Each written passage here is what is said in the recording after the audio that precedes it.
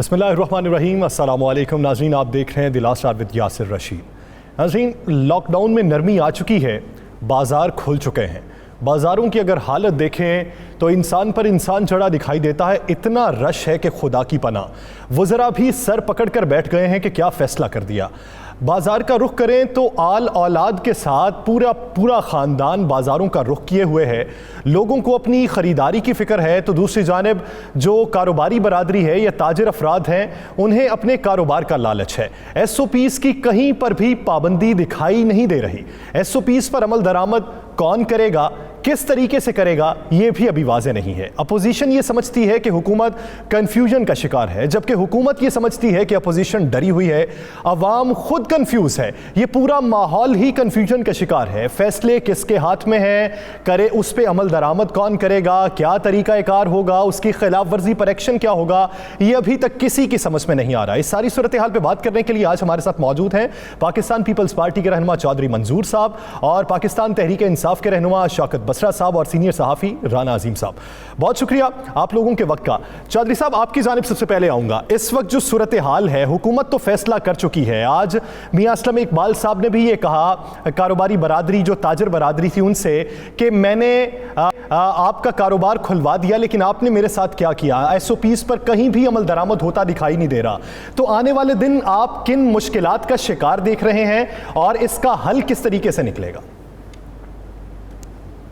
देखिए, बहुत शुक्रिया। एक तो देखना पड़ेगा कि जिस तरह से लॉकडाउन को खोला गया, पहले तो पाकिस्तान के अंदर एक कन्फ्यूजन है। कन्फ्यूजन ये थी कि अगर पहले 15 दिन का लॉकडाउन हम कर लेते और दुरुस्त तौर पर कर लेते, और चूंकि इसका सिर्फ ये है कि आपने 3 चीज़ें करनी होती। आपने टेस्टिंग, ट्रेसिंग एंड आइसोलेशन, ये 3 इसके बेसिक प्रिंसिपल हैं जहाँ पे भी हुआ। और अगर आप ये तीनों कर लेते हैं तो उसके बाद आपको उसके चेन तोड़ने में कामयाब हो जाते हैं। पाकिस्तान में बदकिस्मती से ऐसा ना हो सका। उसकी बुनियादी वजह ये थी कि पहले हमने गलतियां की एयरपोर्ट्स के ऊपर, फिर हमने तफ्तान पे गलती की, फिर तबलीगी इज्तिमा पे गलती की, फिर बेनजीर इनकम सपोर्ट प्रोग्राम के पैसे जिस तरह से तकसीम किए, फिर वहाँ पे गलती की, जिसके नतीजे में ये स्प्रेड आज हमारे सामने है। ये बात ठीक है कि शायद उतनी अमवात नहीं हुई, लेकिन हम उसकी तरफ तेजी से बढ़ रहे हैं। मैं पिछले 4-5 दिनों का देख रहा हूँ कि अब 35 अमवात 40 के करीब डेली जा रही है, जो 35, 36, 37, 38, 39, एक दिन 40 भी हुई हैं। तो ये आने वाले दिनों में जिस तरह से हमने खोला है, अब तेजी से ये स्पाइक बढ़ेगी। दुनिया के अंदर लोगों ने जब ये उनका या कर्व नीचे को आया है या फ्लैटनिंग हुआ है, बल्कि नीचे को आया है, केसेस कम होना शुरू हो गए, अमवात कम होना शुरू हुई, ये सारा हुआ, तो उसके नतीजे में हमने जो है वो उन्होंने खोला। अब खोलने के बाद देखना है कि वुहान के अंदर दोबारा केसेस सामने आए हैं। इवन साउथ कोरिया जो है, साउथ कोरिया और अमेरिका का एक तवाज़न कायम किया जा रहा था। बताया जा रहा था कि एक ही दिन साउथ कोरिया और अमेरिका के अंदर केसेस आए थे। अमेरिका ने सीरियस नहीं लिया। वहाँ पे अभी आज भी वो प्रेस से लड़ रहा था। मैं अभी उनकी स्टेटमेंट देख रहा था ट्रंप की, तो साउथ कोरिया ने उसको सीरियसली लिया। वहाँ पे केसेस की अमवात की तादाद कम है। वियतनाम में बहुत सीरियसली लिया, न्यूजीलैंड ने लिया, ऑस्ट्रेलिया ने लिया, तो किसी हद तक कामयाब हो गए। लेकिन यहाँ पे ऐसा ना हो पाया, हम उसकी प्रॉपर तैयारी भी ना कर सके। हमें 15 जनवरी को पता चला था, तो पहला केस हमारे पास 26 फरवरी को आया, दूसरा 5 मार्च को आया। तो अगर हम उस वक्त ये सारी केयर कर लेते तो शायद हमें आज इन हालात का जिम्मेदार हालात का सामना ना करना पड़ता। अब मैं नहीं समझता, देखे सिंध पे बहुत चढ़ाई की गई, सिंध पे सब कुछ कहा गया, लेकिन अब तो दूसरे सूबे भी डिफा है, वो उस तरह से नहीं मान रहे। देखिए, पहले 15 तक KPK ने अनाउंस कर दिया, जबकि 9 को होना था फैसला। फिर उसके बाद बलूचिस्तान ने 20 तक ऐलान कर दिया, फैसला 9 को होना था उससे पहले। फिर पंजाब ने कह दिया कि नहीं, हम तो 3 दिन, सेंटर ने कहा, फेडरेशन ने कहा 2 दिन, लेकिन सेंटर ने कहा कि नहीं, हम 3 दिन, यहाँ पे पंजाब ने कहा 3 दिन रखेंगे। और उसके साथ साथ उन्होंने कहा कि हम वापस जा रहे हैं कि 6 बड़े शहरों में सख्त लॉकडाउन की हमें ज़रूरत है। मुझे ये लग रहा है कि हम तेज़ी से किसी बहुत बड़े खौफनाक सूरत हाल की तरफ बढ़ रहे हैं। अगर आप एहतियाती तदाबीर को देखें तो ये कोई पहली और आखिरी ईद तो नहीं है जिस तरह से लोग बिहेव कर रहे हैं। जी। उसकी बुनियादी वजह यह है कि इस मुल्क के चीफ एग्जीक्यूटिव ने वो सारी सूरत हाल को पहले दिन से माना ही नहीं है, जिसके नतीजे में आप मुझे ये बताएं कि पंजाब के अंदर मैं बैठा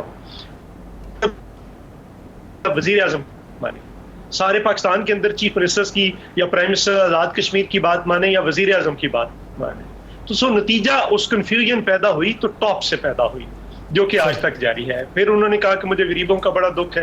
गरीबों का दुख है तो आप उनके लिए कोई पैकेज देते, कोई पैकेज नहीं है। अमीरों को दे दिया, गरीबों का नाम लेते हैं, 100 अरब रुपया जो है वो रिबेट का वापस कर दिया, कंस्ट्रक्शन को दे दिया, बाकी 1240 अरब में से सिर्फ 70 अरब रुपया बेनजीर इनकम सपोर्ट प्रोग्राम का जो पड़ा हुआ पैसा था वो सिर्फ दिया है। उसके अलावा कोई नहीं दिया। एग्रीकल्चर को कोई रिलीफ नहीं अभी तक आया, ट्रांसपोर्टर्स को कोई रिलीफ नहीं आया, डेली वेजेस को जो लोग काम करते थे उनको कोई नहीं आया। डाटा की बात थी तो डाटा तो पोर्टल पे मौजूद, अगर पोर्टल बना देते डाटा आ जाता। बेनजीर इनकम सपोर्ट प्रोग्राम के अंदर ये डाटा मौजूद है, आप टाइप करें, वहाँ पे जाएं और कहीं टाइप करते जाएं, जो है वो फैक्ट्री वर्कर तो वहाँ पे आ जाएगा, एग्रीकल्चरिस्ट है तो वहाँ पे आ जाएगा। वो प्रोग्राम आज तक उस पर ही आप इतरा रहे हैं ना, उसी का डाटा इस्तेमाल कर रहे हैं, उसी को कह रहे हैं कि शानदार है, जिसमें कोई किसी की सिफारिश नहीं। तो बेनजीर इनकम सपोर्ट प्रोग्राम की खूबी ये है, वहां पे 0.1% गलती की गुंजाइश थी। इन्होंने कहा जी हमने 8 लाख निकाले भाई, और अगर आप बाकी भी निकालना चाहे तो उसके अंदर लॉक्स हैं। अगर आप लॉक लगा देंगे कि जिसके पास मोटरसाइकिल है, और यहाँ पे मेरे हल्के में आप मैं वापस आता हूँ आपकी जानिब, वापस आता हूँ। बसरा साहब, इस वक्त जो सूरत हाल है वही हुआ जिसका डर था। SOPs पर रत्ती बराबर भी अमल दरामद नहीं हुआ। अगर सजा तजवीज़ की जाती, सख्त एक्शन लिया जाता, सिवाय इसके कि उस दुकान को सील कर दिया जाए, जो भी अभी तक इक्का दुक्का हुई हैं, तो शायद सूरत हाल मुख्तलिफ होती। पहले तो अल्लाह से दुआ है कि अल्लाह पाक तमाम आलम इंसानियत को और पाकिस्तान को कोरोना वायरस से महफूज रखे, आमीन सुम्मा आमीन। देखें, पहली गुजारिश तो ये है कि कोरोना वायरस जब से आया है, मेरे ख्याल में ये एक अपोजिशन ने एक कन्फ्यूजन, मैं समझता हूँ अपोजिशन की तरफ से फैलाया जा रहा है। जबकि मीटिंग्स जो हमारी होती हैं डेली बेसिस के ऊपर, उस पर हम सब लोग इकट्ठे होते हैं, फैसले मुतफिका तौर पे होते हैं, लेकिन जैसे ही उन मीटिंग से हम बाहर आते हैं तो सिर्फ एक मीडिया की कंजप्शन के लिए और सियासत चमकाने के लिए हम सियासी बयान दाग देते हैं। मैं आपको for the sake of arguments, अभी जो लास्ट मीटिंग हुई है जो मुश्तरका मफादात कौंसिल की थी, जिसमें तमाम स्टेक होल्डर्स मौजूद थे, NDMA थी, GB था, कश्मीर था, सब ने मुतफिका फैसले लिए, और मुतफिका फैसले के बाद तमाम सूबों ने आकर अपनी अपनी लाए अमल का ऐलान कर दिया।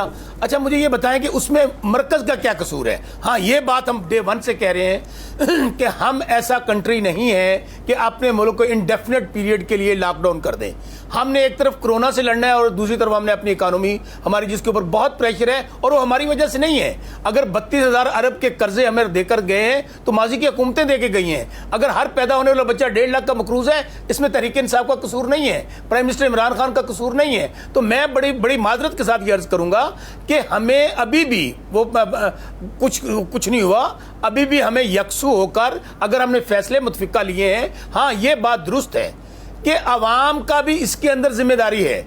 अवाम ने जिस तरह हमने डायलॉग हुए हमारे ताजर तबके के साथ, उनमें बाकायदा रिटन एग्रीमेंट्स हैं कि जहां पर यह कहा गया कि ये SOPs इख्तियार की जाएंगी, जिस तरह जब मसाजिद खोली गई थी SOPs इख्तियार की गई। लेकिन ये बात आपसे मैं एग्री करता हूं, मैं भी लाहौर में बैठा हूं, इवन मेरा भावलनगर डिस्ट्रिक्ट है, मैं 2 दिन वहां से आया हूं, वहां भी लोग अभी अमल नहीं कर रहे हैं, वहां पे SOPs को वायलेट किया जा रहा है। तशवीश की बात तो ये है ना कि जब हुकूमत ये कहे कि उन शहरों में अभी नरमी नहीं की जाएगी जहां पर केसेस की तादाद ज्यादा है, तो उसी लिस्ट में लाहौर भी फॉल करता है, लेकिन लाहौर की सूरत हाल तो बहुत मुख्तलिफ।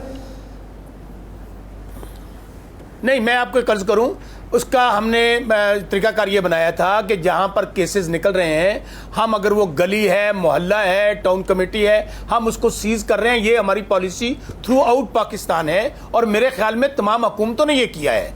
कहीं पे भी जहां पर केसेस आए हैं वहां पर, इवन अब आप देखिए पीर जोकोट में क्या हुआ है सिंध में, वहां पर केसेस आए, रिजल्ट आया तो पॉजिटिव आ गए, जब दूसरी लैब से कराया गया तो नेगेटिव आ गए। तो वहां पे बताएं कि क्या करेंगे आप? नहीं, बसरा साहब, सबके नहीं आए नेगेटिव, सबके नहीं आए नेगेटिव। एक वजीर थे जिन्होंने अपना एक रिजल्ट पीर जो गोट से करवाया तो वो उनका पॉजिटिव था, और दूसरा कराची से करवाया तो वो नेगेटिव था। सिर्फ वो एक केस ऐसा सामने आया है, इस बिना पर ही सब केसेस को मशकूक करार दिया गया था। सिर्फ एक नहीं मेरे भाई, मेरे पास रिपोर्ट है कि कम से कम उनमें से जो आधे लोग करवा चुके हैं उनके रिजल्ट नेगेटिव आ चुके हैं। हम इस डिबेट में नहीं पढ़ रहे हैं, हम इस डिबेट में पढ़ रहे हैं। मुझे बताइए कि चलें पाकिस्तान बकौल इनके, हालांकि हमारे साथ हैं, हर काम में हमारे साथ हैं, टीवी पे आते हैं तो मुखालफत करते हैं। चलें अमेरिका के अंदर आप देख लें, अमेरिका, फ्रांस, जर्मनी, बेल्जियम, वहाँ पर लंदन, लाख से ऊपर मौत हो चुकी हैं, सिवाय यूके के हर जगह पे लॉकडाउन खोल दिया गया है। देखिए यहाँ पर मैं कह रहा हूँ कि अल्लाह, एक जान भी बहुत कीमती है, हमने एक एक जान को बचाना है। लेकिन मेरे भाई मैं एक बात आपको अर्ज करूँ जो मैं अपने दिल से कह रहा हूँ, पिछले दिनों जमाल लगारी साहब की एक वीडियो वायरल हुई है। वो जब जैसे ही यहाँ से मोटरवे से चढ़े हैं, लोगों ने उनकी गाड़ी को घेर लिया, ये नहीं कि डाका मारने के लिए, वो कहने लगे हम भूखे हैं और आप लोग 2 करोड़ की गाड़ी पे चढ़े हुए हैं। अल्लाह ना करे, अल्लाह ना करे। मैं आपको बात बताऊं, कोरोना से बचाते बचाते अगर लोग भूख की वजह से अपने घरों से बाहर आ गए ना मेरा घर बचेगा, ना चोई साहब का बचेगा, क्योंकि जब भूख से लोगों के बच्चे मरेंगे ना तो फिर कोई नहीं बचा सकेगा। जहां तक हुकूमत की बात है, 1200 बिलियन का तारीखी पैकेज दिया है, आप ये देखें, और अक्रॉस द बोर्ड कोई उसमें पसंद नापसंद नहीं है। ये चौधरी साहब की बात बिल्कुल दुरुस्त है कि बेनज़ीर इनकम सपोर्ट प्रोग्राम का हमारे पास एक डाटा मौजूद था और उससे हमने फ़ायदा उठाया है, लेकिन वहाँ से तो 8-9 लाख लोग निकल चुके। अब उसके बाद उसमें दोबारा एक सर्वे किया गया, उसमें तकरीबन लोगों को ऐड किया गया है और आज तक अल्हम्दुलिल्लाह 1 करोड़ 20 लाख ख़ानदानों को 82 अरब रुपए तकसीम हो चुके हैं। और दूसरे मरले में 8171 पे जो मैसेज कर रहे हैं उनको तकसीम होने जा रहे हैं। और उन्होंने कहा रिलीफ नहीं दिया, हमने बिजली की मद में, सुई गैस की मद में, पानी की मद में 3 महीने का रिलीफ दिया लोगों को। और अभी भी हम आसान कर्जों पर जा रहे हैं। हमने ये जो पैकेज दिया कंस्ट्रक्शन के लिए, बात सिर्फ मैं उसी पे आता हूं कि हम सब की जिम्मेदारी है। मैं आपकी जानिब वापस आऊंगा। ये भी एक बहुत बड़ी बहस है कि लॉकडाउन में नरमी से जो रिलीफ गरीब को ज्यादा मिला है या अशराफिया तबके को ज्यादा मिला है। चौधरी साहब का इस पे मैं कमेंट चाहूंगा, लेकिन उससे पहले राना साहब, राना साहब सिर्फ एक बात कि SOPs पर अमल दरामद नहीं हो रहा, बच्चों को उठा के बाजार में लाया जा रहा है। पहले तो बच्चों के लाने पर मुमानियत होनी चाहिए थी, और साथ ही साथ अगर किसी बच्चे का साथ में लाना ज्यादा ही मकसूद था, यानी उसके कपड़े लेने थे तो उसके नाप के वो उसको साथ में आना जरूरी था, तो क्या ऐसी हिफाजती तदाबीर नहीं होनी चाहिए थी कि बच्चे को अगर लाया जाए तो बाकायदा तौर पे मास्क पहनाया जाए, ग्लव्स पहनाए जाएं, और जो ताजिर बरादरी है वहाँ इंतज़ामिया के कुछ अफराद वो उसकी एंट्रेंस पे मौजूद हों जो सबको चेक करें? बिल्कुल इसी तरह था। SOP में यह सब कुछ लिखा हुआ था। चूँकि बसरा साहब ने हुकूमत की तर्जमानी करने और अच्छी तकरीर की है बसरा साहब ने। अगर बसरा साहब जाकर लाहौर शहर की गलियों, सड़कों, मोहल्लों को देखते, बाज़ारों को देखते, तो आज उन्हें नज़र आता कि क्या सूरत हाल हो। ये भी नज़र आता कि इनकी हुकूमती मशीनरी किसी एक जगह मौजूद नहीं है, और इनको ये भी नज़र आता कि पूरे लाहौर के अंदर और लाहौर समेत पूरे पाकिस्तान में आप इसको देख लें, जहाँ जहाँ पे ये सब कुछ चल रहा है, किसी एक जगह हुकूमती मशीनरी नज़र नहीं आ रही, चाहे वो सिंध हो, पंजाब हो। क्योंकि बसरा साहब हुकूमत की तर्जमानी करते हैं तो उन्होंने सब अच्छे की ही रिपोर्ट देनी है। और तो यही बदकिस्मती यह है कि इस वक्त दूसरा दिन है आज लॉकडाउन को, कल 3रा दिन होगा ख़त्म हुए, लेकिन होगा क्या, इसमें रोज़ाना पेशेंट बढ़ते जाएंगे। चौधरी मंजूर साहब ने कहा, मैं बिल्कुल इत्तफाक करता हूँ, हुकूमत ने अवाम की तफरी के लिए या अवाम की सहूलत के लिए ये खोल तो दिया कि अवाम भूख से ना मरे, बिल्कुल नहीं भूख से मरनी चाहिए, लेकिन जो बीमारी से मरेंगी, अस्पताल हमारे पास नहीं है, सहूलतें हमारे पास नहीं है, हम में इतनी जुरत नहीं है कि हम जाके कोई एक मार्केट बंद करा सकें, हम में इतनी जुरत नहीं है कि हम बैठ कर किसी को ये कह सकें जनाब आपने गलत किया है, आज के बाद आपकी दुकानें बंद कर देंगे। किसी जगह ऐसा नहीं हुआ, जो चंद एक दुकानें सील हुई हैं वो भी आज खुल गई हैं। सही। चौधरी साहब, एक नई बहस शुरू हो चुकी है कि लॉकडाउन में ये नरमी से क्या वाकई उस गरीब शख्स को रिलीफ मिला है जिसके बारे में वफाकी हुकूमत ये कहती है कि गरीब मुश्किलात का शिकार हैं, भूखे प्यासे हैं, जिसकी वजह से हमें नरमी करना होगी, या फिर असल में रिलीफ अशराफिया को मिला? अच्छा देखिए, 2 बुनियादी चीजें हैं। देखिए 1200 अरब, 1240 अरब की ये बात बार बार बात करते हैं, कभी ये कर्जे की बात करेंगे। कर्जा जब ये आए थे तो ये 12,000 अरब रुपया तो ये 2 सालों में ये कर्जा ले चुके हैं। तो आप जरा 32,000 अरब की बात कर लें 70 सालों में और 2 सालों में, तो ये तो फिर परसेंटेज के एतबार से कई गुना ज्यादा बनता है उस बात से। देखिए मुश्किल टाइम आते हैं, जब ये आपको राना साहब तो कवर करते रहे, राना साहब को पता होगा जब सैलाब आया था तो फेडरल गवर्नमेंट आगे आई थी, वफाकी हुकूमत ने आकर 1 करोड़ 40 लाख लोगों को वतन कार्ड के जरिए 25,000 रुपया फी खानदान दिया था। सवात हुआ था तो 30 लाख लोग निकल के घरों से बाहर आ गए थे। उनको अगले दिन खाना देना था। जुमर्द खान उस खाना देने के जो ऑपरेशन था उसका इंचार्ज था, तो उन्हें 2 टाइम पका हुआ खाना दिया गया था और जाते हुए 1-1 लाख रुपया दिया था। तो फेडरल गवर्नमेंट ने ये नहीं कहा था कि केपीके गवर्नमेंट के ये केपीके गवर्नमेंट करे। दूसरी गुजारिश जो आपका सवाल है, देखिए 1240 अरब में से अभी अगर गौर करें तो ये बेनजीर इनकम सपोर्ट प्रोग्राम के पैसे के अलावा तो आने ये 280 अरब रुपया कहते हैं कि हमने दिया है गंदम की खरीदारी के लिए। तो उसका कोरोना से क्या ताल्लुक है? वो तो हर साल खरीदते हैं। क्या आपने फ्री गंदम तकसीम करनी है? 50 अरब रुपए आपने यूटिलिटी स्टोर्स को दिया है, तो वहां पे क्यों लोगों को फ्री देना है? 100 अरब रुपए आपने उनको दे दिया। अब ये आप एक मैं मिसाल आपको दूं जिससे आपको समझ आ जाएगी।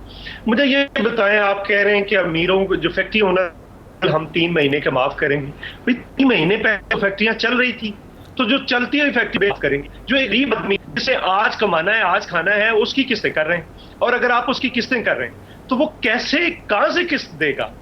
बजाय इसके कि वो तो कल को कमा कर दे लेगा, तो ये अगले महीने की कमाएगा तो अगले महीने की किस्त देगा या इस महीने की देगा? तो जो 1240 अरब रुपया है, इसमें हुकूमत बताए कि आम आदमी के लिए क्या है, सवाए बेनजीर इनकम सपोर्ट प्रोग्राम का जो ये पैसा दे रहे हैं उसके सिवा अभी तक किसी को 1 रुपया नहीं दिया गया।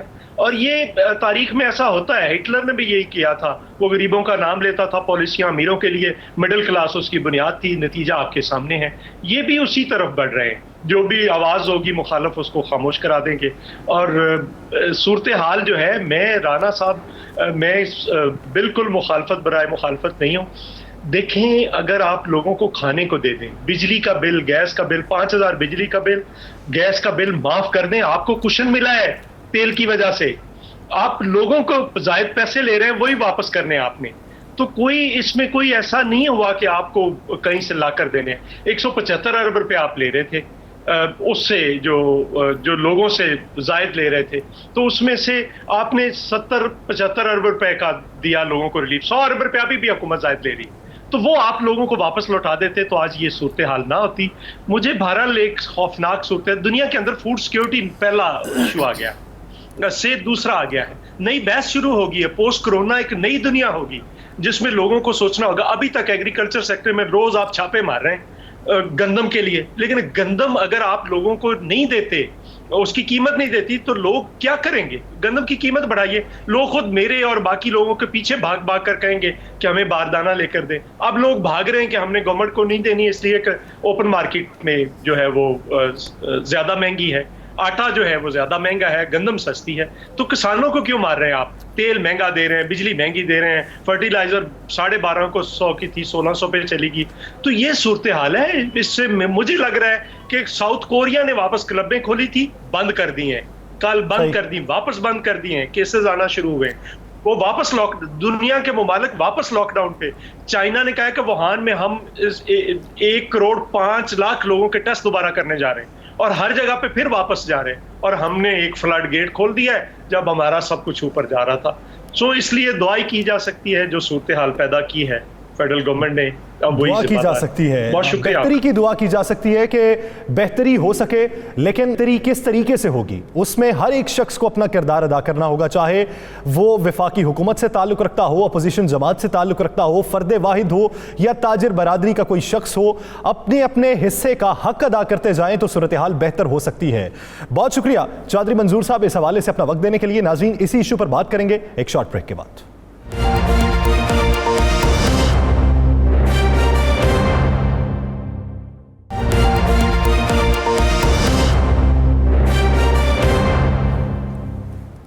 Welcome back. नाज़रीन, सूरत हाल वही है। SOPs पर अमल दरामद करना होगा। ताजिर बरादरी को भी सोचना होगा। ताजिर बरादरी सोच ले कि या तो SOPs पर अमल दरामद ना करके 10 से 15 दिन कारोबार चला ले, या फिर 1 साल के लिए SOPs पर अमल दरामद करके अपना कारोबार चला ले।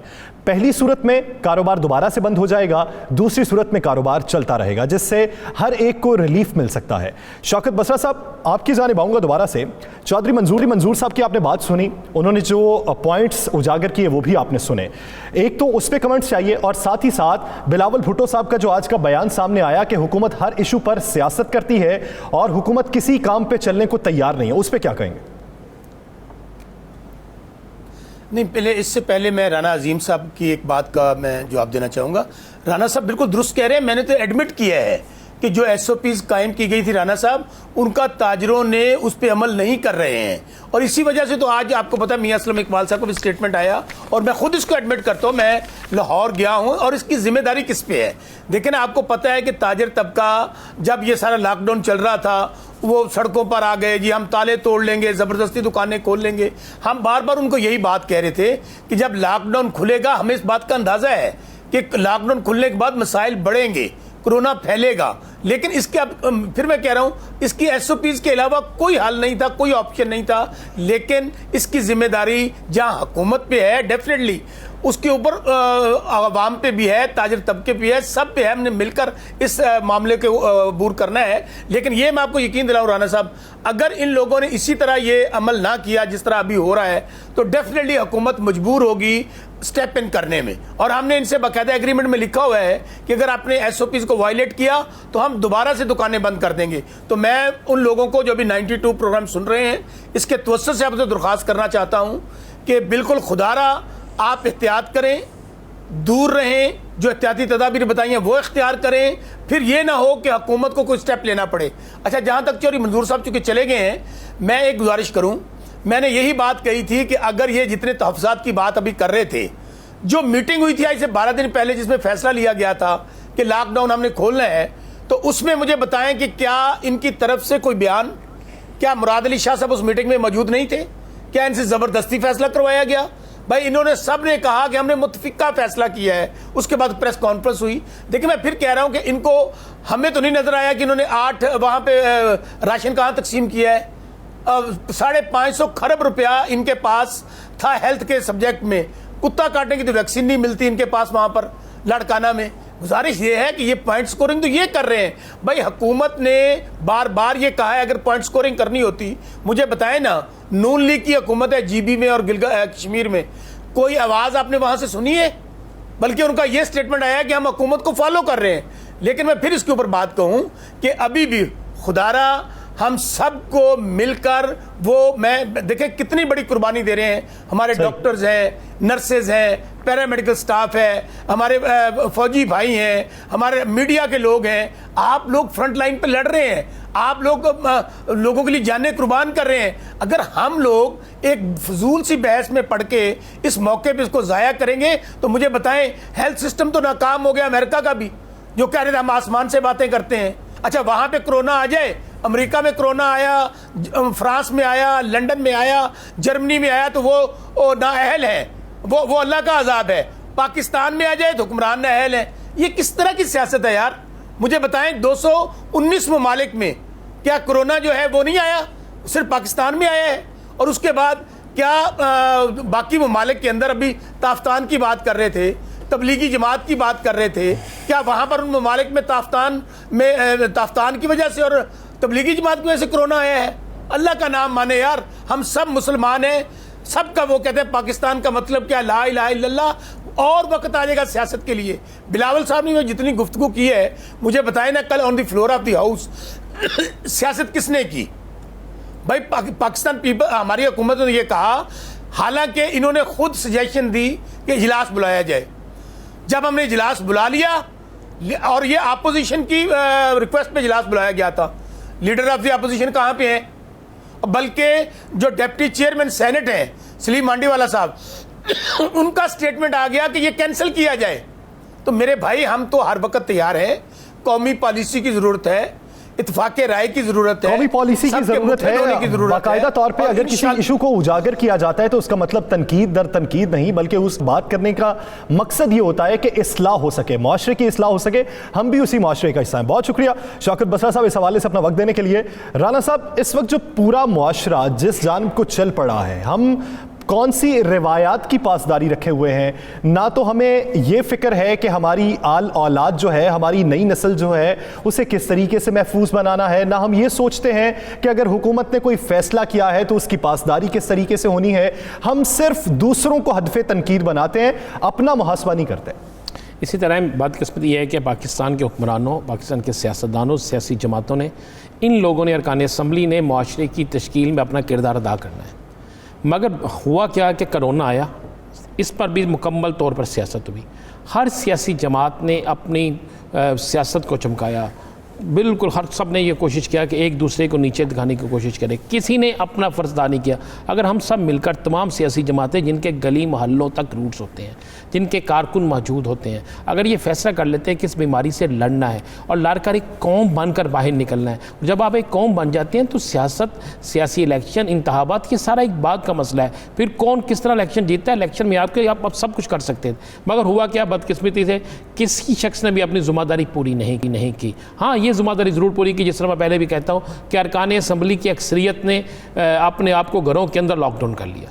बहुत सी सियासी जमातों ने अपने आप को घरों के अंदर लॉकडाउन कर लिया। उनके रहनुमाओं ने, जिसमें मियां शहबाज शरीफ साहब हैं, आसफ अली जरदारी साहब हैं, मौलाना फजल रहमान हैं और बहुत से असफर यार वली हैं, महमूद अचकज़ई हैं। अगर ये सारी सियासी जमातें अपने अपने कारकुनों को, अपने अपने लोगों को तरबियत देती, अपनी जगह ये रवैया ऐसा रखती कि आवाम तक ये चीज़ पहुंचती कि हमने एक बीमारी के साथ, एक वबा के साथ किस तरह लड़ना है, तो मैं समझता हूं कि आज ये हालात ना होते। आज आपको और मुझे बैठकर ये यहाँ पे ना कहना पड़ता कि आज बाज़ार खुले हैं तो लोग डिसिप्लिन में नहीं आ रहे, लोग जो है SOP पे अमल नहीं कर रहे। राना साहब, बाजार की सूरत हाल में बात करते हैं। सदर अंजुमन ताहर बाबर महमूद साहब ने हमें ज्वाइन किया। बाबर साहब, बहुत शुक्रिया आपके वक्त का। बाबर साहब, ज़मीनी हकायक आप हमसे बेहतर जानते हैं। क्या पंजाब हुकूमत का फैसला गलत है जो लॉकडाउन में नरमी की गई? इस वक्त जो सूरत हाल है, हमारे तो वजीर सर पकड़ कर बैठे हुए हैं। बिस्मिल्लाहिर्रहमानिर्रहीम। ये जो SOP के हवाले से जो मार्केटें खोली गई हैं, जो दुकानदारों पे, यूनियन पे जो जिम्मेदारियां डाली गई हैं, अब हमें देखना ये है कि ये खामी किस तरफ से है। आप देखें, आप हार रोड की मिसाल देकर मैं बात करता हूँ, दुकानदार सैनिटाइजर इस्तेमाल कर रहे हैं, मास्क पहने हुए हैं, दस्ताने पहने हुए हैं, लेकिन स्थिति से ये लाहौर की मार्केटों की मैं मिसाल देता हूँ कि जब ये शटर बंद थे, लॉकडाउन में थे हम, तो हमारे दुकानदार चोरी छुपे शटर खोल के सामान निकाल के बेचते थे। तो हर थाने की पुलिस उस मार्केट के अंदर मौजूद होती थी, जो भी सामान निकालता था उसे पकड़ लेती थी और उससे फिर पैसे उन्हें छोड़ देती थी। लेकिन बदकिस्मती से जैसे ही लॉकडाउन खत्म हुआ, मार्केटें खुली, आप मार्केटों के अंदर एक ट्रैफिक वार्डन नहीं देखेंगे, आप किसी मार्केट में इस वक्त एक पुलिस वाला नहीं देखेंगे। तो जाबजात की तो ऐसे जैसे सेल लग गई है लाहौर की मार्केटों में, और टाउन इंतजामिया का आपको कहीं भी कोई बंदा। बाबर साहब, ये तो वही सूरत हाल है, अपनी जिम्मेदारी किसी दूसरे के सर पे डालना। क्या बतौर ताजिर, बतौर दुकानदार तमाम SOPs के जो कवानीन है उन पर अमल दरामद हो रहा है? मेरी बात पहले आप मेरी बात सुनिए। ये हम सब की जिम्मेदारी है कि हम अपने अपने हिस्से की जिम्मेदारी लें। मैं कहता हूं कि अगर रोड पे मोटरसाइकिल वाले बैठे हुए हैं तो उनके चेहरे पे मास्क क्यों नहीं है? पहले जो नाके लगे हुए थे, ये गाड़ियों में बैठ के लोग बगैर मास्क के गाड़ी कैसे चल रही हैं? फैमिलियां रोडों पे चल रही हैं तो उनके मास्क कहाँ है? हमने तो अपने दुकानदारों को, सेलमैनों को पाबंद करना है ना, आपकी ये हद है। लेकिन जो आने वाला, बाबर साहब, आपको कितनी फुटेज दिखा दें कि दुकानदारों ने मास्क नहीं पहने हुए? कितनी फुटेज चाहिए आपको? अगर आप टीवी देखें तो आपको दिखा देते हैं। दुकानदारों की दुकानों पे रश लगा हुआ है। क्या आपको दीगर दुकानदारों को कमाई करनी चाहिए? क्या आपको अपनी जिंदगी या दूसरे लोगों की जिंदगी अजीज नहीं है? लाहौर में सबसे ज्यादा केसेस हैं। हाँ, मेरी बात सुने राना साहब, अगर आप समझते ना किसी मार्केट में कोई खिलाफ वर्जी हो रही है SOP की, तो हम इजाजत देते हैं कि इंतजामिया उन दुकानों को सील कर दे जहाँ बगैर मास्क के कोई दुकानदारी कर रहे हैं। हम तो कहते हैं जो अमल नहीं करेगा हम हुकूमत के साथ है। लेकिन आप देखें, मार्केटों में इंतजामिया नाम की कोई चीज नहीं है। पुलिस वालों की ड्यूटी होनी चाहिए, ट्रैफिक वार्डन होने चाहिए जो ट्रैफिक को। अच्छा, मैं आपको सबसे बड़ी मिसाल दूं, लाहौर पार्किंग जो लाहौर हुकूमत पंजाब की ये अंडर आती है, आप वहां देखें उन्होंने कानून की धज्जियां उड़ा दी हैं, रोड ब्लॉक कर दी हैं, मोटरसाइकिलों की पार्किंग खड़ी कर ताकि ट्रैफिक बंद होती है, उस वजह से रश लगता है। कुछ चीजें हुकूमत की जिम्मेदारी है। मैं आपके चैनल की वसात से ये कहना चाहता हूँ कि जिस दुकान पे बगैर मास्क बगैर दस्ताने काम हो रहा है वो दुकान आप सील कर दें। यूनियन इसमें कोई इख्तलाफ नहीं करेगी, ना इसकी खिलाफवर्जी होने देगी। हम उस मामले में हुकूमत के साथ हैं, लेकिन हुकूमत को भी अपनी जिम्मेदारियां साथ साथ पूरी करनी है। सजा के बगैर, जुर्मानों के बगैर ये कंट्रोल नहीं होगा। तो बाबर साहब, आप लोगों की यकीन दहानी पे ही तो हुकूमत ने यह फैसला किया कि लॉकडाउन में नरमी की जाए। क्या उस वक्त हुकूमत के सामने ये सिफारिशात नहीं रखी गई, और अगर रखी गई तो उसका जवाब क्या मिला था आपको? नहीं, जो हमें एसओपी तो हम मान रहे हैं कि हुकूमत से हमने कहा था एसओपी पे पूरा उतरेंगे। मैं कह रहा हूं अगर कोई 10-20% लोग इस पे अमल नहीं करते तो हमारी वो दुकानें सील कर दें। लेकिन अगर बाबर साहब सील होने पे आई तो आप 10-20% कह रहे हैं, 90% दुकानें बंद होंगी। आप बात मेरी जेहन में रख लें, ये पाकिस्तान है, जेहन में रखें। अगर आप 2% दुकानें बंद करेंगी तो एक भी दुकानदार आपको खिलाफवर्जी करता हुआ नजर नहीं आएगा। ये इसलिए हो रही है कि इस वक्त हुकूमत की जो जिम्मेदारी है वो पूरी नहीं कर रही। मैं कहता हूँ इंतजामिया का भी मार्केटों की यूनियन के साथ मिलकर इसको कंट्रोल करना चाहिए। क्यों इस वक्त इंतजामिया गैप है, क्यों नहीं अपनी ड्यूटियों पे? ये थोड़ा कुछ दुकानदारों को देख कर सारा दुकानदारों के खाते में डाल के खुद आप दफ्तरों में बैठ जाएं। क्यों नहीं सील करते दुकानें? नहीं जी, ये बाबर साहब अपनी जगह दुरुस्त कह रहे हैं, लेकिन मुझे समझ नहीं आती कि इनके इतने लीडर थे, सुबह से लेकर शाम तक आपको पता हर टीवी चैनल पे लेक्चर देते थे, आगे कहते थे जनाब हम अमल दरामद करवाएंगे, हम फलां करेंगे, हम फलां करेंगे। समझ नहीं आती, कोई भी मार्केट है तो उस मार्केट की एक कमेटी जरूर होती है, वो कमेटी वहां का फंड भी इकट्ठा करती है, ये भी आपको बखूबी पता होगा, और साथ ही साथ वहां पे अपने सिक्योरिटी गार्ड्स भी रखे जाते हैं। आप चले जाएं हाल रोड की वो बात कर रहे हैं, बहुत से प्लाजे ऐसे हैं उसके गेट पे गार्ड बैठे हुए हैं, तो क्या गार्ड वहां पे एक लाइन लगानी है, लाइन लगा के पॉइंट्स लगाने हैं कि यहां पे खड़े होगा अगर गाहक तो उसे चीज फराहम की जाएगी, अदरवाइज नहीं की जाएगी, तो क्या इस तरह अमल दरामद नहीं हो सकता? मेरा आप लोगों से एक सवाल है, जब कोई कानून की खिलाफवर्जी करता है तो कानून हरकत में आना चाहिए कि नहीं आना चाहिए?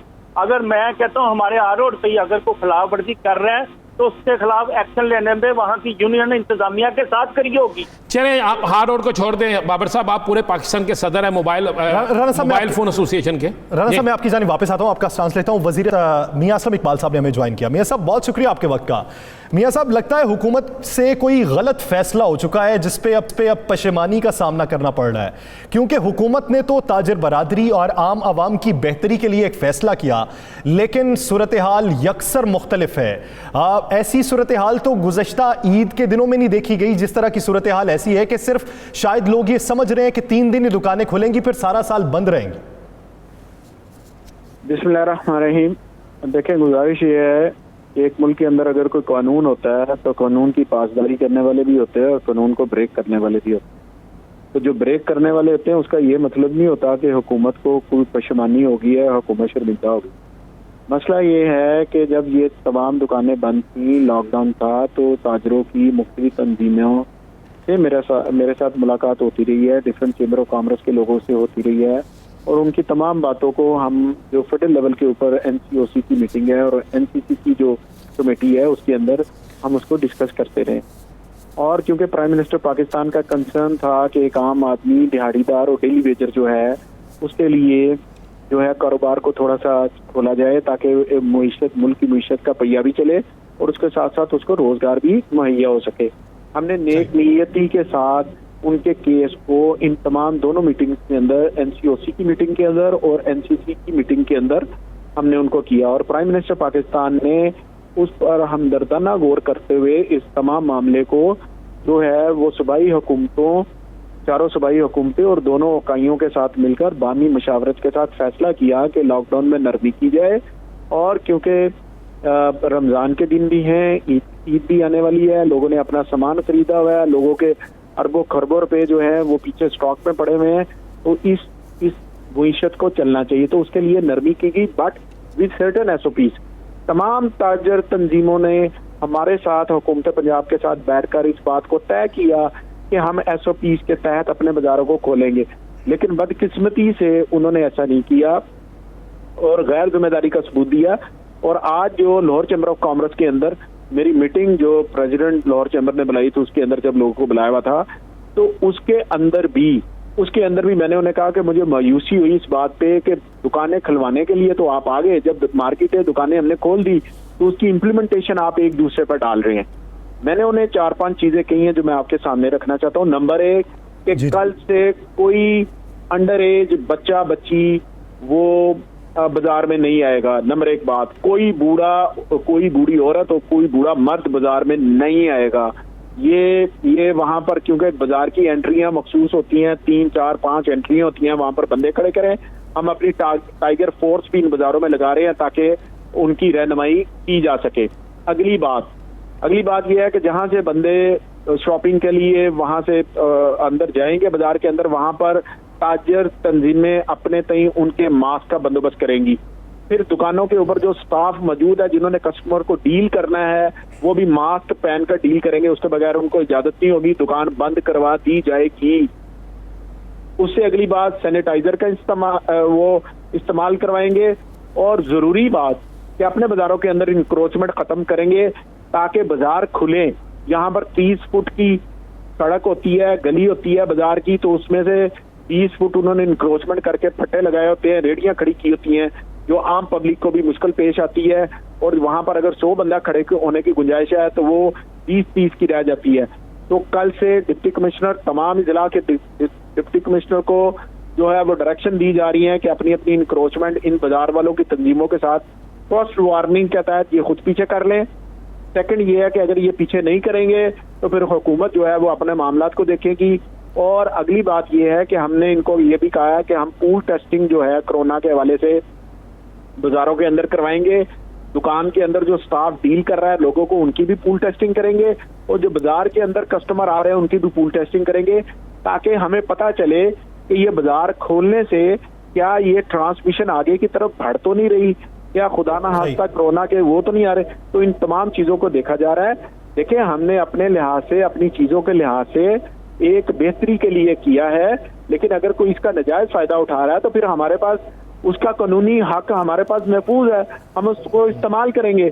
लेकिन आज मियां साहब, बाबर महमूद साहब हमारे साथ मौजूद हैं। उनका ये कहना है कि जब लॉकडाउन के दिन थे तो जो चोरी छुपे कारोबार कर रहे थे ताजर, उनसे पैसा लेने के लिए पुलिस पहुंच जाती थी, लेकिन जब SOPs पर अमल दरामद करवाना था तब पुलिस वहां पर नहीं आई। मैं इससे कोई मेरी राय मुख्तलिफ नहीं है। बिल्कुल ऐसा होता रहा, ये इंसानों का माशरा है, बिल्कुल ऐसा हुआ है, ऐसी शिकायतें आई हैं। पैसे कौन देता रहा? ताजर ही देते रहे ना, तो दूसरे बंदे तो नहीं आगे देते रहे, ताजर ही देते रहे ना। जिन्हें लालच था, जिन्हें कारोबार ज्यादा करने का लालच था, वही अपनी दुकान खोल के बैठे हुए थे ना। अगर वो भी जिम्मेदारी का सबूत देते तो ना पुलिस आपके पास उस वक्त आएगी जब आप उसको ब्राइब करने के लिए दरवाजे पर खड़े होंगे, जब आपने गलत काम करना है। हुकूमत ने अगर एक कानून बनाया है, हुकूमत ने एक ऑर्डिनेंस जारी किया है, तो उसकी पासदारी करना हर शहरी का फर्ज है, चाहे वो दुकानदार है या और है। अगर वो पासदारी नहीं कर रहा तो इसका मतलब है उसने जाती तस्कीन के लिए, अपनी सेल को करने के लिए, अपने सामान को बेचने के लिए पुलिस को ब्राइब किया है। तो मैं कतन पुलिस की तरफदारी नहीं कर रहा। बिल्कुल शिकायतें आई हैं, अंदरून शहर के थानों से भी शिकायतें आई हैं। परसों मैंने DIG लाहौर को भी डायरेक्शन दी कि और थानों के नाम भी बताएं कि ये फलां थाने हैं, उन थानों के अंदर आपकी पुलिस जो है वो पैसे लेकर ये कर रही है, और उन्होंने फौरी तौर पर उसका एक्शन भी लिया है, सारी चीजें की हैं। हमने अपनी जगह पर अपनी चीजों को कर रहे हैं, लेकिन क्या ताजर भी अपनी जिम्मेदारी का सबूत देंगे या नहीं देंगे? या हुकूमत ने अगर जिम्मेदारी का सबूत देना है तो हमारे पास सबूत के लिए लॉकडाउन करने का बेहतरीन तरीका मौजूद है। फिर इसके मामले में कोई फिर हमसे शिकायत न करे। यानी हुकूमत फैसले कर सकती है, बेहतरीन कानून साजी कर सकती है, उस पर अमल दरामद तो हर उस शख्स का काम है जिसका उससे वास्ता है। बाबर साहब कुछ कहना चाहेंगे? अभी तो सब नुकात वाज़ेह होकर सामने आ गए हैं, क्या अभी भी कोई इब्हाम है आपको? नहीं, मेरा यही इतराज़ था, लेकिन अल्लाह का शुक्र है मियां साहब ने वही बातें कर दी हैं कि कल से इंतजामिया मार्केटों में आ जाएगी, यूनियन इंतजामिया के साथ मिलकर तजावजात भी खत्म करवाएगी और दुकानदारों को SOP भी अमल करवाना लाजमी करवाएंगे। हम लोग यही चाह रहे थे। हम जो मियां साहब कह रहे हैं कि मैंने वो सारा ऑर्डर कर दिए हैं, कमिश्नर साहब, DCO साहब सारे मार्केटों में ये तजावजात खत्म करवाएंगे, लेकिन साथ साथ अगर इंतजामिया की तरफ से वो हर मार्केट में 3-3, 4-4 पुलिस वाले भी अगर हो जाएंगे तो मैं समझ यूनियन को भी अमल करवाने में आसानी हो जाएगी। सही। राना साहब आप बात कर रहे हैं। मियाँ साहब आप क्या कितने दिन मियाँ साहब और देखेंगे? अगर खुदा ना खास्ता अगले 2 या 3 दिन यही रहा, आपकी तमाम सहूलतें, तमाम रियायत, क्योंकि आप इनके वकील बन के पेश हुए हैं और आपने इनकी बड़ी फाइट की है पाकिस्तान के ताजरों की, तो अगर ये 2-3 दिन इसी तरह माहौल रहा तो फिर क्या वाकई आप फाइनल लॉकडाउन की तरफ चले जाएंगे? देखें सर, बात तो राना साहब यही है कि अगर जिम्मेदारी का सबूत ना दिया गया तो फिर हमारे पास ऑप्शन कोई नहीं बचती। फिर हमें खुद ब खुद जो है वो कानून फिर खुद रास्ता अपना खुद ही बनाता है। फिर उसको पता है उसने क्या करना है, हुकूमत ने क्या करना है। हुकूमत का सबसे पहले लोगों की जानो माल का तहफ़्फ़ुज़ है। हमने जानो माल के तहफ़्फ़ुज़ को देखना है। अगर जो चीजें इम्प्लीमेंटेशन के लिए SOP जारी किया गया वो इनका काम है कि उसको इम्प्लीमेंट करवाए। अगली बात जो मैं इंक्रोचमेंट के हवाले से कहना चाह रहा हूँ, देखें तमाम बाजारों के अंदर इतना कोई, सॉरी मैं पंजाबी का लफ्ज इस्तेमाल कर रहा हूँ, चूचा कोई नहीं है। एक दुकानदार है, उसने फुटपाथ भी बेचा हुआ है, उसने सड़क भी बेची है, उसने आगे फिर सड़क बेची है। यानी कि जितनी दुकान के अंदर का उसका मामला तो उससे बाहर 3 जगह पर अपनी दुकान के आगे फट्टे लगवाकर वो पैसे इकट्ठे करता है। वो वहां से 2-2, 3-3 लाख रुपया वहां पर 4-4 लाख रुपया कमाता है हफ्ते का। तो बात करने का है कि क्या ताजरों को पता नहीं है, सारा कुछ हुकूमत पर डाल देना। अब हुकूमत एक्शन लेगी, कहेंगे गरीबमारी हो रही है। भाई सड़क लोगों के चलने के लिए होती है, सड़क के ऊपर सौदा लगाने के लिए नहीं रखा जाता, पट्टा लगाने के लिए। फुटपाथ लोगों के पैदल चलने के लिए। मुझे लाहौर की कोई मार्केट एक बता दे जहां पर सवाए DHA के और कंटोनमेंट के जहां पर आपने फुटपाथ के ऊपर कब्जा नहीं किया हुआ, आपने फुटपाथ के ऊपर अपनी सारी दुकान नहीं लगाई। आपने तो ये सोच लिया कि अल्लाह ताला ने रिज़्क दुकान के अंदर नहीं, फुटपाथ के ऊपर वो सड़क के ऊपर रखा है और आपने वहां पर आके अपनी दुकान को लगा के बैठ गए। आप तो खुद जुल्म कर रहे हैं। अब अगर हुकूमत एक्शन करेगी तो फिर आप तंजीमें एकदम इकट्ठा हो जाती हैं कि जी आपने ये इंक्रोचमेंट क्यों खत्म की। भाई फिर हमने तमाम चीजों को देखना है। अगर तो आप अपने तय कर लेंगे तो बहुत अच्छी बात, अगर आप नहीं करेंगे तो कल से आपको होता हुआ नजर आ जाएगा। फिर कोई रोला ना डाले, फिर कोई शोर ना डाले। यानी अगर छूट दी गई है तो छूट इस गर्ज से नहीं कि हुकूमत कमजोर है, छूट इस गर्ज से दी गई है कि अपने तय फैसले कर लिए जाएं ताकि बेहतरी से मामलात सुलझ सकें। बहुत शुक्रिया मियां असलम इकबाल साहब और बाबर महमूद साहब इस हवाले से अपना वक्त देने के लिए। नाज़रीन दीगर इश्यूज पर बात एक शॉर्ट ब्रेक के बाद।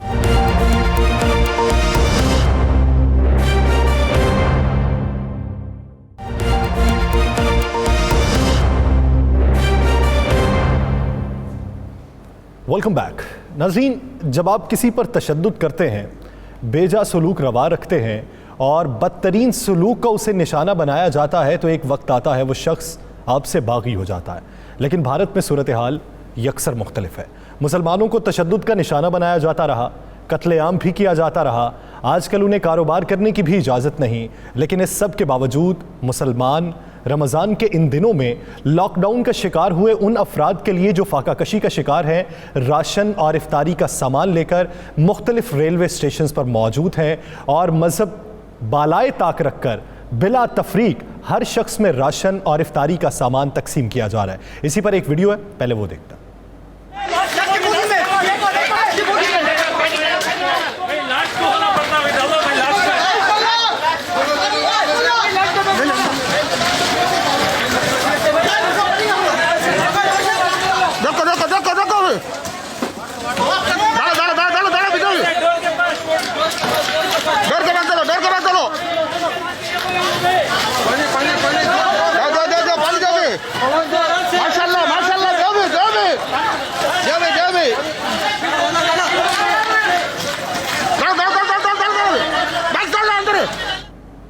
नाज़रीन, राशन तकसीम करने वाला ये नहीं देख रहा कि कौन हिंदू है, कौन सिख है, कौन जैन मज़हब का है और कौन मुसलमान है। बिला तफरीक हर किसी को राशन के तौर पर यह खाना फराहम किया जा रहा है। राना साहब, इस वक्त तो भारत में बसने वाला हर हिंदू, हर ईसाई, हर पारसी जो हिंदुत्व पे बिलीव नहीं करता बल्कि सेकुलर भारत पे बिलीव करता है, नेहरू के भारत पे बिलीव करता है, वो मुसलमानों की हिमायत में खुल के सामने आ रहा होगा। जी बिल्कुल, खुल के सामने भी आ रहा है। और मज़े वाली बात है कि वहाँ पर बैनर्स लग गए हैं, वहाँ पर मुसलमानों के हक़ में नारेबाजी शुरू हो गई है, वहाँ पर मुसलमानों के हक़ में मुख्तलिफ़ सोशल मीडिया पर चीज़ें चलना शुरू हो गई हैं।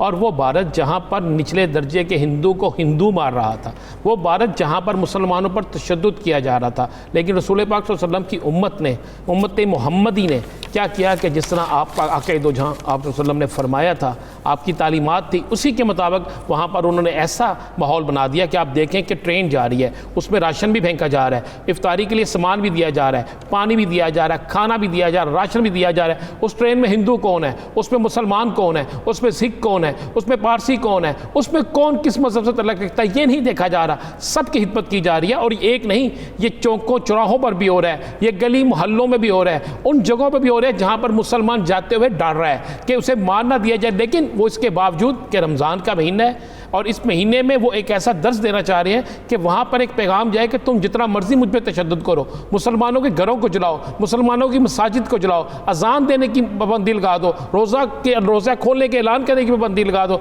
मगर उसके बावजूद मुसलमान जो है वो अपना फ़र्ज़ अदा कर रहे हैं। इससे क्या हुआ वहाँ पर, इससे ये फ़र्क पड़ गया है कि वहाँ के वो तमाम मज़ाहिब जो पहले कुछ और सोचते थे, अब वो ये कहना शुरू हो गए हैं कि वाकई मुसलमान दुरुस्त हैं और है भी तो हकीकत। अब वो नरेंद्र मोदी हुकूमत के खिलाफ नारे लगा रहे हैं, अब वो मुसलमानों को कह रहे हैं कि आपके तहफ़्फ़ुज़ के लिए हम भी आपके साथ खड़े होंगे। और ये यसर एक बहुत बड़ी तब्दीली है, ये ऐसी तब्दीली है कि भारत के अंदर एक तहरीक जो है वो तेज़ हो गई, और दूसरा वहाँ पे मुसलमानों ने ये साबित किया कि मुश्किल के वक्त में सिर्फ मुसलमान ही एक वहद कौम है जो हर मकतबा फ़िक्र के लोगों की, हर मज़हब के काम आती है, जो नहीं देखते कि ये मुश्किल में फंसा हुआ शख्स हिंदू है, ईसाई है, सिख है या किसी भी ज़ात से तल्लुक़ रखता है, वो किसी भी मज़हब से तल्लुक़ रखता है, वो उसकी मदद कर रहे हैं। और ये तब्दीली जो है ये मोदी हुकूमत के लिए किसी मुश्किल का बायस बन सकती है। बिल्कुल बन सकती है और बनती हुई नज़र भी आएगी आपको। नाज़रीन आगे बढ़ते हैं, उस पर बात करते हैं। अमेरिका में मुकीम एक पाकिस्तानी है जो मुसलमानों के अंदर फ़िरका वारियत फैला रहा है, दीन से मुतल्लिक़ गलत और शर्अंगेज़ बातें कर रहा है। वो नाम नेहाद मुसलमान है। नाम नेहाद मुसलमान एक वजह से मैं उसे कह रहा हूँ, क्योंकि उसके मुताबिक अगर इस्लाम जैसा कोई नाम, कोई मज़हब दुनिया में नहीं है तो फिर वो मुसलमान नहीं हो सकता, किसी और मज़हब का ज़रूर हो सकता है। राना साहब, मामला है क्या? सोशल मीडिया पर आजकल बहुत गर्दिश कर देखें, सोशल मीडिया पर जो बेइंतहा ये चीज़ गर्दिश बाकायदा फैलाई जा रही है, और इसको अगर आप देखें तो उन ग्रुप्स के अंदर से फैलाई जा रही है जो ग्रुप्स हमेशा पाकिस्तान के और इस्लाम के ख़िलाफ़ काम करते हैं। और ये बदबख्त आदमी, ये मलऊन आदमी, ये ऐसा शख्स है जिसने नाउज़ुबिल्लाह कुरान पाक का गलत तर्जमा किया, जिसने ऐसे ऐसे फितने फैलाए कि जिसकी इंतहा कोई नहीं है। और तो और मुझे समझ नहीं आती कि अमेरिका के अंदर हुकूमत, अमेरिका की हुकूमत, क्या उसको नज़र नहीं आ रहा कि एक शख्स इस्लाम के ख़िलाफ़ साजिश कर रहा है, अपने आप को मुसलमान कहता है, लेकिन एक भी हरकत मुसलमानों वाले नहीं है। आप इसकी तस्वीर देखें तो आपको इसकी तस्वीर नज़र आएंगी किसके साथ?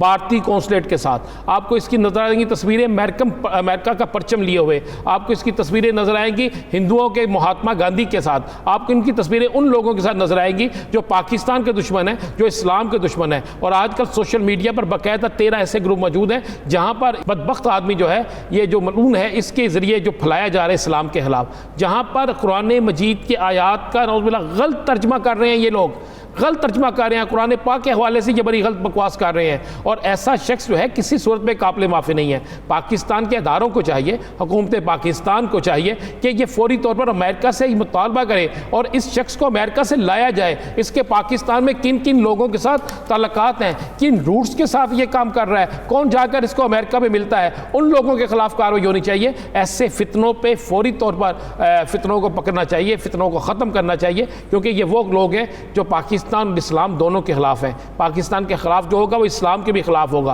और जो इस्लाम के खिलाफ होगा वो पाकिस्तान के खिलाफ होगा। और यासर ये जिस तरह चंद दिनों से सोशल मीडिया पे बड़ी तेज़ी से ये चीज़ें गर्दिश कर रही हैं और इसी के कुछ पैरोकार जो है वो इसको ज़्यादा फैला रहे हैं। मैं समझता हूँ कि एक तो सोशल मीडिया पे ये फैलने वाली चीज़ों के खिलाफ पाकिस्तान के अंदर एक्शन होना चाहिए, इसको फैलाने, इसको आगे इसकी जो कार्य है इसके रोकथाम के लिए इकदाम करने चाहिए। और हम पर शिद्दत पसंदी का इल्ज़ाम लगाया जाता है तो उन अनासर को ढूंढना चाहिए जो शिद्दत पसंदी फैलाते हैं। शिद्दत पसंद आप खुद होते हैं, हम नहीं। नाज़रीन, द लास्ट आवर से मुझे दीजिए इजाज़त। अल्लाह ने के बाद।